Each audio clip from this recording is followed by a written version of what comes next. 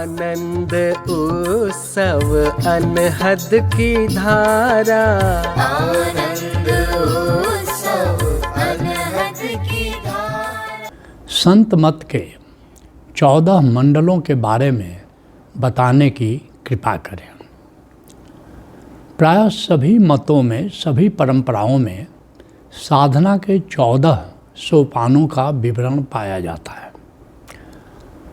इसलिए संत मत की जो परंपरा है उसमें भी साधना के 14 सोपानों का वर्णन है। इसलिए इसके चर्चा हम आगे करना चाहेंगे। जो प्रथम 5 जो मंडल हैं वे प्रथम 5 चक्रों से संबंधित हैं। मूलाधार चक्र, मूलाधार चक्र की साधना से कर्मयोग का संबंध है। और जब मूलाधार चक्र से संबंधित कर्मयोग की साधना करते हैं तो निष्काम कर्मयोग घटित हो जाता है, शरीर शुद्ध होता है और इस तरह पहले चक्र के ऊपर हम गतिमान हो जाते हैं। जो दूसरा चक्र है वो स्वाधिष्ठान चक्र है।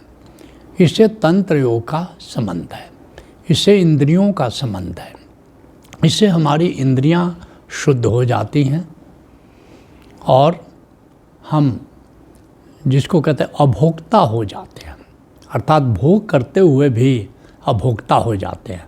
जैसे कर्मयोग की साधना में मैंने कहा निष्काम कर्मयोग घटित होता है, अर्थात हम अकर्ता हो जाते हैं। जब तंत्र योग की साधना करते हैं तो अभोक्ता हो जाते हैं। फिर जो तीसरे चक्र की साधना है, जो तीसरा सोपान है, वो हठयोग है, वो मणिपुर चक्र से संबंधित है। और जब हम हठयोग की साधना करते हैं तो हमारी ऊर्जा जग जाती है, कुंडलिनी का जागरण होता है और यही नहीं, हमारे भीतर प्राणों की शुद्धि हो जाती है और स्वास्थ्य घटित होता है। तो तीसरे चक्र की ये साधना है जहाँ तीसरे सोपान को हम पार कर जाते हैं। चौथे चक्र की साधना है वो अनाहत चक्र से संबंधित है। इससे संबंधित भक्ति योग है। जो भी इस चक्र की साधना करता है वो उसके भीतर प्रेम पैदा होता है, लोक के प्रति प्रेम होता है, गुरु के प्रति प्रेम होता है, गोविंद के प्रति प्रेम होता है और भक्ति योग की साधना होती है और हृदय की शुद्धि होती है। हमारा जो सब कॉन्शस है, अवचेतन मन जो है, उसकी शुद्धि हो जाती है और इस तरह हम चौथे सोपान को पार करते हैं। और जो 5वां सोपान है वो हमारे विशुद्ध चक्र से संबंधित है। विशुद्ध चक्र की साधना से मन की शुद्धि होती है। ये ज्ञान योग के माध्यम से हम ये साधना करते हैं। 5वें चक्र की साधना का नाम ज्ञान योग है। इससे हमारे जो षट रिपु हैं वे दूर हो जाते हैं, उन पर हम विजय प्राप्त करते हैं। काम, क्रोध, लोभ, मोह, ईर्ष्या, द्वेष। मन की शुद्धि तो होती ही है, मैत्री भाव का जन्म होता है। सारा जगत हमारे लिए मित्र हो जाता है। गुरु के प्रति मैत्री भाव पैदा होता है, गोविंद के प्रति मैत्री भाव पैदा होता है। इस तरह से इन 5 चक्रों की जो यात्रा है, इसमें संत मत के प्रथम 5 सोपान हम पार करते हैं। वैसे संत मत में कहा जाता है कि सीधे छठे चक्र से हम अगर साधना शुरू करते हैं तो नीचे के चक्रों की साधना की ज़रूरत नहीं है, नीचे के चक्रों की साधना स्वतः हो जाती है। तो इस तरह से प्रथम 5 सोपान प्रथम 5 चक्रों से संबंधित है। संत मत में जो साधना शुरू होती है वो छठे चक्र से, आज्ञा चक्र से शुरू होती है। और छठे जो सोपान को हम पार करते हैं, जिस सोपान को संत मत में, उसका नाम है सहस्त्र दल कमल। ये जो सहस्त्र दल कमल है, ये अंतर आकाश में इसका दर्शन होता है। जैसे 1000 पंखुड़ियों वाला कमल खिला हुआ है। इसको ओशोधारा में हम आत्मकण कहते हैं। तो इसके और भी कई नाम हैं, मानसरोवर इसको कहते हैं, और भी कई नामों से इसको पुकारा जाता है, मणिपद्म भी कहते हैं। लेकिन असली बात ये है कि इसमें एक दिव्य प्रकाश का दर्शन होता है और दिव्य प्रकाश के दर्शन के बाद वहाँ पर 1000 पंखुड़ियाँ, कहा जाता है 1000 लेकिन वो कई समझ लो, कई बिंदु चमकदार दिखते हैं और कई कमल की पंखुड़ियाँ जैसे खिली हैं, ऐसा पता चलता है। और ये आज्ञा चक्र और ध्यान योग से संबंधित है। सूफी मत में इसे नासूत कहते हैं। जैसे मैंने कहा कि सभी परंपराओं में इन 14 सोपानों का वर्णन है, नाम अलग अलग है। सूफी मत में, सूफी परंपरा में भी इसकी चर्चा होती है, उसका नाम अलग है। सहस्त्रदल कमल की जगह उसको नासूत कहते हैं। कबीर के मत में, कबीर की परंपरा में इसको दहयांश कहते हैं। तो इस तरह से असली बात यह है कि भीतर दिव्य आलोक का दर्शन होता है, सहस्त्रदल कमल का दर्शन होता है। तो इसलिए इस सोपान का नाम ही सहस्त्रदल कमल है। उसके बाद जो 7वां सोपान है उसका नाम है त्रिकुटी। इस मुकाम पर पहुंचकर ओंकार का श्रवण होता है। ओंकार क्या है? इसके कई नाम हैं। अनाहत नाद, नाद, प्रणव, उद्गीत। मोहम्मद साहब इसको सदाए आसमानी कहते हैं, बांगे आसमानी कहते हैं, जीसस लोगोस कहते हैं। तो कई इसके नाम है। सार शब्द है, राम है, सतनाम है, कई नाम है। असली बात है ये है कि इस पूरे अस्तित्व में इसकी गूंज हो रही है, निरंतर गूंज हो रही है। हमारे भीतर भी आत्मा में ये गूंज रहा है और पूरे अस्तित्व में, पूरे आकाश में इसकी गूंज हो रही है। तो इसलिए इस स्टेज पर पहुंचकर जहां हम ओंकार का श्रवण शुरू कर देते हैं तो इसको त्रिकुटी कहा जाता है। और सूफी मत में इसको मलकूत कहा जाता है और कबीर मत में इसको बैकुंठ कहते हैं। संत मत में इसका नाम त्रिकुटी है। जो 8वां सोपान है संत मत का, उसको दशम द्वार कहते हैं। इस मुकाम पर पहुंचकर मणि का दर्शन होता है, मणि का दर्शन होता है और शिवनेत्र भी उसको कहते हैं, शिवनेत्र होता है। और इसको दशम द्वार में जब हम पहुंच जाते हैं तो आप देखेंगे कि सहस्त्रदल कमल के मध्य में एक चमकता हुआ बिंदु है तारे की तरह, जिसको मणि कहा है संतों ने, और दशम द्वार भी इसको कहते हैं। और सूफी मत में इसको जबरूत कहते हैं और कबीर मत में इसको कहते हैं झांझरी द्वीप कहते हैं। तिब्बत के मिस्टिक्स जो है वो मणि पद्म इसको कहते हैं, अर्थात पद्म में मणि है, डायमंड इन द लोटस ऐसा कह सकते हैं। तो ये जो दशम द्वार है इसको संतों ने कहा है कि वो तेल और बाती के बिना एक चिराग जल रहा है, चिराग जल रहा है बिना रोगन बिन बाती, ऐसा संतों ने कहा है कि उसके मध्य में एक चिराग जल रहा है। तो इसको दशम द्वार कहते हैं। ये शिव नेत्र बिंदु है। तो इस सोपान पर पहुँच कर के हमें दशम द्वार का अनुभव होता है, शिव नेत्र बिंदु का अनुभव होता है, डायमंड इन द लोटस का अनुभव होता है। फिर जो 9वां सोपान है संत मत में उसको शून्य लोक कहते हैं। शून्य लोक क्या है? इस मुकाम पर पहुंचकर भंवर गुफा अर्थात ध्यान का अनुभव होता है, ध्यान घटित होता है। और ये जो आज्ञा चक्र और ध्यान योग से इसका संबंध है। और सूफी मत में इसे लाहूत कहते हैं, कबीर मत में इसको अरण्य द्वीप कहते हैं। और वास्तव में जो शून्य लोक है वो निराकार है, ओशो निराकार कहते हैं, क्योंकि वहाँ कोई आकार नहीं है, एक शून्यता है, इसलिए उसको निराकार कहते हैं। इसको अंतर आकाश भी कहते हैं। और इस तरह निराकार के प्रति जागने पर ध्यान घटित होता है। तो जिन्हें भी ध्यान घटित हुआ, इसका मतलब शून्य लोक के सोपान पर वो खड़े हैं, ध्यान की साधना वो करते हैं। तो इस तरह से 9वां सोपान ध्यान का सोपान है, शून्य लोक का सोपान है। फिर 10वें सोपान पर जब संत मत के हम आते हैं तो उसका नाम है महाशून्य। ये जो महाशून्य है ये इस मुकाम पर पहुंचकर इस मुकाम पर पहुंचकर सचखंड अर्थात समाधि का अनुभव होता है। यह सहस्रार चक्र और लय योग से संबंधित है। सूफी मत में इसे हाहूत कहते हैं और कबीर मत में इसको अचिंत द्वीप कहते हैं। जब इस द्वीप में इस सोपान पर पहुंचते हैं तो समाधि का अनुभव होता है। समाधि क्या है? जैसे 3 अवस्थाएं हैं जिनसे हम परिचित हैं। एक जागरण है, एक स्वप्न है और एक नींद की अवस्था है, सुषुप्ति की अवस्था है।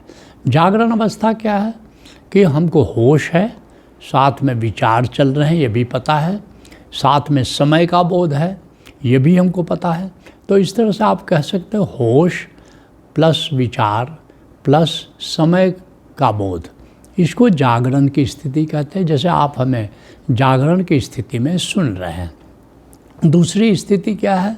स्वप्नावस्था है।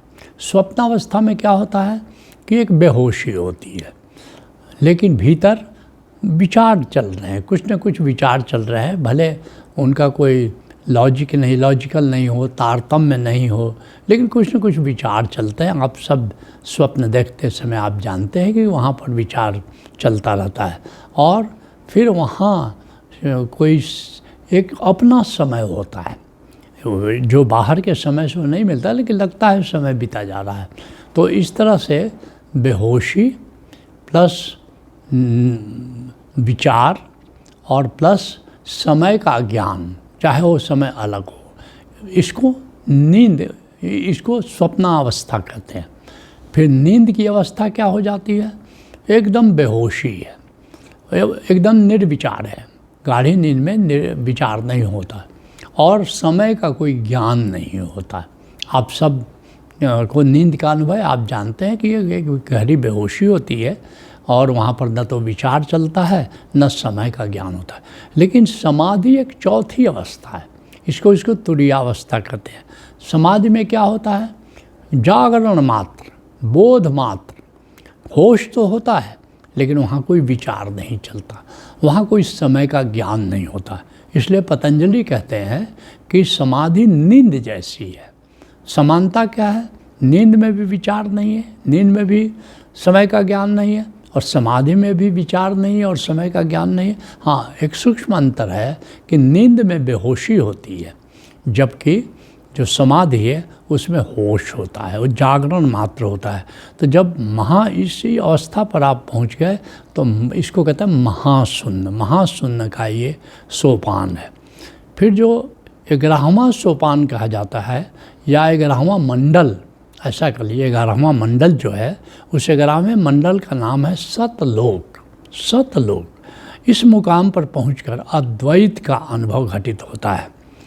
और फिर क्या होता है कि ये सहस्रार चक्र और लय योग से संबंधित है। सूफी मत में इसे बाहूत कहते हैं, बाहूत, और कबीर मत में इसे सोहम द्वीप कहते हैं। ये अद्वैत का अनुभव है। अद्वैत का अनुभव क्या है? अब तक हमने आत्मा का अनुभव किया, इसके पहले जो 10 मंडलों तक हमने आत्मा का अनुभव किया। 11वें मंडल से हम परमात्मा का अनुभव शुरू कर देते हैं और इस अनुभव में क्या होता है? अद्वैत घटित होता है। अद्वैत का मतलब क्या हुआ कि हम आत्मा हैं लेकिन हमारी आत्मा अस्तित्व से अलग थलग नहीं है। हम एक विराट आत्मा, हम परमात्मा, उसके अंश हैं। जैसे बूंद महसूस करे कि हम सागर के अंश हैं, जैसे पत्ती महसूस करे कि हम वृक्ष के अंश हैं, जैसे सूत महसूस करे कि हम चादर के अंश हैं। तो ऐसा ही हम महसूस करते हैं कि हमारी आत्मा परमात्मा के अंश है, परमात्मा का हिस्सा है, परमात्मा का ही विस्तार है। ऐसा महसूस हम करने लगते हैं। उसका नाम है सतलोक, अर्थात परम सत्य से हमारा परिचय हो जाता है। फिर इसके बाद जो अगला मंडल है, 12वां मंडल है, उसको अलख लोक कहते हैं। अलख लोक क्या है? इस मुकाम पर पहुंचकर कैवल्य का अनुभव होता है। कैवल्य का अनुभव होता है। ये सहस्रार चक्र और लय योग से संबंधित है। सूफी मत में इसे साहूत कहते हैं, साहूत, और कबीर मत में इसको इच्छा द्वीप कहते हैं। और इस मंडल पर पहुंचकर कैवल्य का अनुभव होता है। ये कैवल्य का अनुभव क्या है कि पूरा अस्तित्व मैं ही हूँ, पूरा अस्तित्व मेरा ही विस्तार है। जैसे मुझे मेरी मस्ती कहाँ लेके आई, मेरे सिवा कहीं कुछ नहीं है, मेरा ही विस्तार सारा अस्तित्व है, इस तरह का अनुभव होता है। अहम ब्रह्मास्मि का अनुभव होता है कि मैं ब्रह्म हूँ, अनल हक का अनुभव होता है। इस मुकाम पर आकर के जैसे पत्ती सोचे, पत्ती अनुभव करे कि सारा वृक्ष मेरा ही विस्तार है, सूत अनुभव करे कि पूरी चादर मेरा ही विस्तार है। तो इस तरह से, या कोई ज़मीन का टुकड़ा सोचे कि पूरी पृथ्वी मेरा ही विस्तार है, इस तरह से कैवल्य का अनुभव होता है। कैवल्य सोपान पर अर्थात अगम लोक पर हम पहुँचते हैं। और फिर जो 14वां लोक है, 14वां लोक का जो नाम है, 14वें मंडल का जो नाम है, वो अकह लोक है। अकह लोक क्या है कि इस अनुभव, जो अकथनीय अनुभव है, इतना विराट तुम्हारे सामने होता है, खुली आँखों से उस विराट का दर्शन होता है, पूरे ब्रह्म को यहाँ खुली आँखों से देख पाते हो। कबीर कहते हैं, आँख न मूदो, कान न रूधो, तनिक कष्ट नहीं डारो, और खुले नैन पहचाने हंसी हंसी, सुंदर नैन निहार, कहते हैं खुले नैन पहचाने हंसी हंसी, सुंदर रूप निहारो, साधो सहज समाधि भली। तो इस तरह सहज समाधि का अनुभव होता है। इस मुकाम पर पहुंच करके सहज का अनुभव होता है। कबीर कहते हैं, सहज सहज सब कोई कहे, आ सहज न चिन्हे कोय, जिस सहजे साहेब मिले सहज कहावे सोए। खुली आँखों से परमात्मा का जहाँ दीदार होता है, और वहाँ पहुँच करके इस मंडल का हम दर्शन करते हैं। और ये सहस्रार चक्र और लय योग से संबंधित है। सूफी मत में इसे आहूत कहते हैं, आहूत। कबीर मत में इसे इच्छा द्वीप कहते हैं। तो इस तरह से हम 14वें लोक पर अकह लोक, और संतों ने इस लोक की चर्चा नहीं की है, बहुत बहुत छुपाया है, शब्दों में इसको व्यक्त नहीं किया है, इशारे किए हैं, संकेत किए हैं, इसलिए कि इसको वे अकह लोक मानते हैं। और सामान्य रूप से सामान्य साधकों के सामने इसकी चर्चा से परहेज करते हैं। इस तरह संत मत के ये 14 मंडल हैं, और संत मत की साधना में हमें ये जो आखिरी मंडल है अकह लोक है, तो वहाँ तक पहुँचना होता है। आनंद उत्सव अनहद की धारा,